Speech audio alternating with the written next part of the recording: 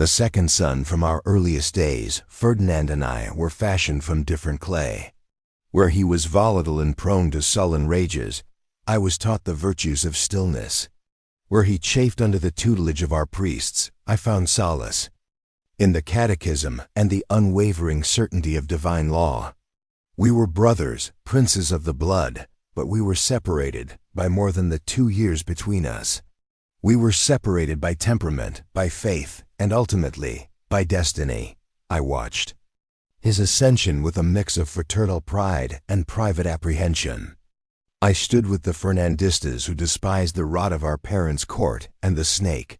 Godoy, I believed, as all of Spain believed, that Ferdinand's reign would be a restoration of dignity and honor. When Napoleon betrayed him at Bayonne, my heart burned with the same fire that consumed all of Spain. During the war, we were prisoners together in France, confined to the Château de Valenquay. It was there, in that gilded cage, that the cracks in his character deepened into chasms. While I spent my days in prayer and quiet study, Ferdinand seemed to wither. He wrote fawning, obsequious letters to Napoleon, begging for the emperor's favor, even congratulating him on his victories over the very Spaniards who were dying in his name. I saw this not merely as weakness, but as a sacrilege against the soul of our nation. It was the first time I understood that my brother's compass did not point toward honor, but only ever toward his own survival. When we returned in 1814, he was hailed as El Deseado, the desired. I stood by his side as he tore up the godless constitution of Cadiz. On this, we were in perfect agreement. Spain was not a nation to be governed by the whims of liberal scribblers and Freemasons. It was a Catholic kingdom, its laws handed down from God to the king. I applauded his restoration of the Inquisition and the suppression of the secret societies that sought to poison the well of our faith. For a time, I believed he had found his way. I served him loyally as Infante of Spain, the heir presumptive. I was his shadow, his quiet, constant reminder of the duties of a Catholic monarch. The rot of the court, the years that followed, were a slow, agonizing disillusionment. The court my brother built was not one of pious restoration, but one of cronyism and corruption. He surrounded himself with the Camarilla, a clique of flatterers and opportunists who understood nothing of sacrifice or divine right. They were men who governed through gossip and filled their pockets while the nation languished. I watched him mock the very piety he claimed to defend. His personal life was a string of scandals that brought shame upon the House of Bourbon. His first 3 marriages were barren, a clear sign to my mind of God's displeasure. He ruled not with the firm, paternal hand of a righteous king, but with the paranoid grip of a street conspirator. He trusted no one, rewarded deceit, and punished honesty. My own court became a quiet refuge for those who were scandalized by Ferdinand's regime. Not traitors, never traitors, but true royalists. Old nobles from Castile and Aragon, bishops from Navarre and the Basque lands, veterans of the war against Napoleon who felt their sacrifices had been squandered. They were men who believed in the 3 pillars of our kingdom: Dios, Patria, Rey, God, country and king. They saw my brother failing the first 2, and they began to look to me, his heir, as the future guarantor of that sacred trinity. I never once conspired. I never had to. My life itself was a rebuke to the corruption of his. I attended Mass with sincere devotion. I lived a modest, faithful life with my wife and sons. My household was a model of Catholic propriety. Every prayer I uttered, every act of quiet dignity, was seen by the court as a silent judgment on the conga. King Ferdinand felt it. He began to see me not as his brother and heir, but as his rival, his reproach. Our conversations grew strained. He would make crude jokes about my piety, his eyes glittering with a strange mixture of contempt and jealousy. He knew that my patience was not a weakness, but a strength. He was the king, but I was the symbol of the kingship he was failing to embody. He was the present, but for a growing number of true Spaniards, I was the future. I was the patient prince, waiting for God's will to be done. The Neapolitan intrigue, the arrival of the fourth queen, our niece Maria Cristina of the Two Sicilies, was the tremor that signaled the coming earthquake. She was everything his previous wives were not: charming, vivacious, and intensely political. From the moment she entered the court, I felt a shift in the balance of power. She did not fear my brother, she managed him. She saw his weaknesses not as flaws, but as levers. I watched her with a deep and abiding distrust. Her brand of courtly maneuvering was alien to me. It was a thing of whispers, of alliances, of convenience, of trading principles for influence. She saw my quiet, unwavering loyalty to the traditions of Spain not as a virtue, but as an obstacle. I was the rock against which her modern, liberalizing ambitions would break. When the news came that the queen was with child, the court held its breath. For me, the matter was simple. If she bore a son, he would be the rightful heir, and I would be his most loyal subject.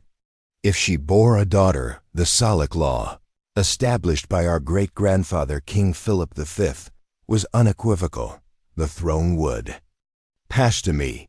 This was not a matter of ambition, but of sacred law and unbroken tradition. To question it was to question the very foundations of the Bourbon dynasty in Spain.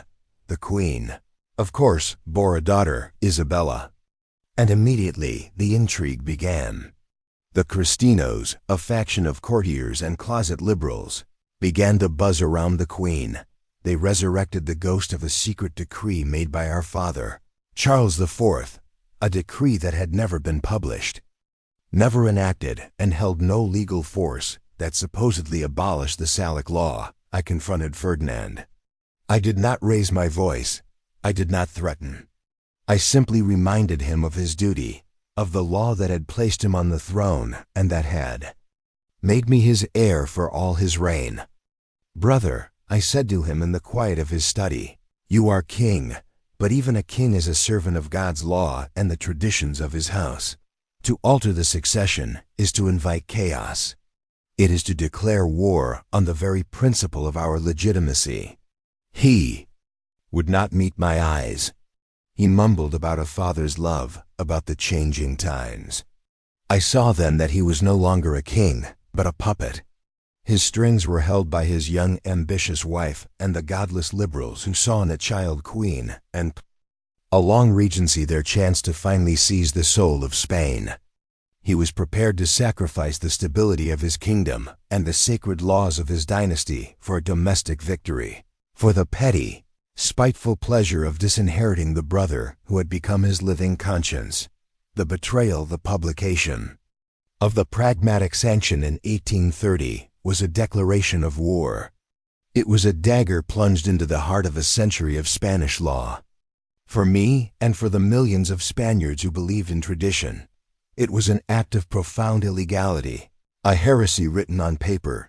My supporters, the Carlists, as they were now called, were outraged. They were not rebels. In their eyes, I was now the defender of the legitimate order, and the king was the revolutionary, tearing down the pillars of the monarchy. Bishops, generals, and the heads of the great noble families of the North pleaded with me to act. I refused.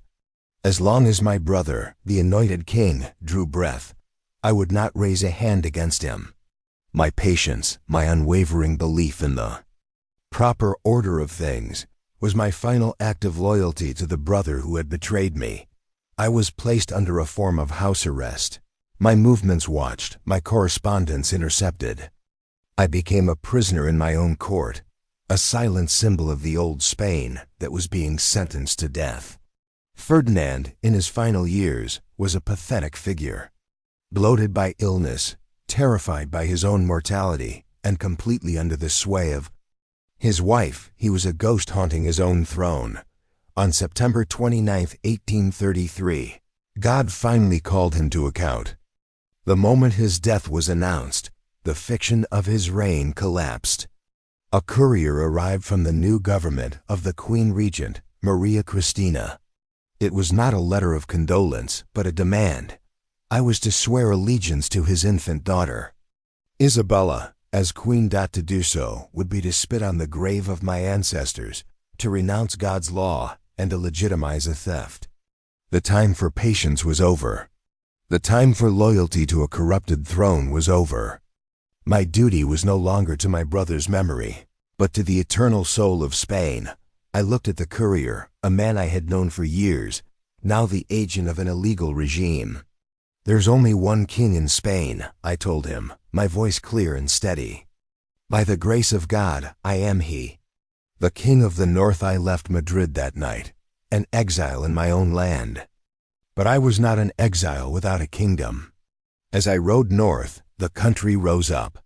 Not in the corrupt, cosmopolitan cities, but in the true heart of Spain, in the mountains of Navarre, in the valleys of the Basque Country, in the ancient towns of Catalonia and Aragon. These were the people who had not forgotten. They were peasants and priests, farmers and blacksmiths, men who lived by the catechism and the seasons, who revered their local traditions, their fueros, as much as their king. They tore down the portraits of the child queen and raised my banner, the Cross of Burgundy. They sewed red berets, the symbol of our cause, and took up their grandfather's musket. They did not call me, Your Majesty. They called me Carlos V, their rightful king. I was no longer the patient prince, the second son, the shadow in the palace. I was the incarnation of their cause, the living symbol of the Spain that refused to die. The liberals in Madrid had their infant queen, their foreign bankers, and their godless philosophies. I had the mountains, the loyalty of the common man, and the blessing of God Almighty. My brother had chosen his legacy. It was a broken law and a child on a contested throne. He had sown the wind. Now Spain would reap the whirlwind. The war had begun. And in my heart, I knew it was not a civil war, but a crusade. A crusade for the soul of a kingdom. A crusade I had been born to lead. The weight of the crown I wore was not one of gold, but of mud, iron, and the devotion of my people. Our court was not in a palace, but in the saddle, in the austere stone houses of remote Basque villages like Estella and Ocate. Our treasury was not filled with colonial gold, but with the tithes of the faithful and the coin seized from liberal garrisons. We were a kingdom on the march, a nation within a nation. The war was a brutal, intimate thing. It was not fought by faceless armies on distant plains, but by men who knew the land and the enemy. We were masters of the terrain, of the sudden ambush in a mountain pass, of the lightning raid on an exposed supply line. My general's men, like the brilliant Tomás de Zumalacárregui, were heroes to our people, their names spoken with the same reverence as the saints. I rode with my soldiers. I shared their meager rations. I slept in their camps. I prayed with them before battle. I saw their faith, their astonishing, unwavering courage. I saw boys who should have been plowing fields take up arms to defend their God and their king. I also saw the cost. I saw the villages burned in reprisal by the Cristino generals. I saw the lists of prisoners executed without trial, a savagery my own commanders were forced to answer in kind. I learned that a crusade is fought not only with prayer, but with fire and steel, and that its price is measured in the blood of patriots. My brother's ghost was a constant presence. The liberals in Madrid, in their desperation, had allied themselves with the very radicals Ferdinand had spent his life persecuting. They were systematically dismantling the old Spain he, in his own way, had claimed to protect. They were seizing church lands, closing monasteries, and promoting a constitution that placed the word of man above the word of God.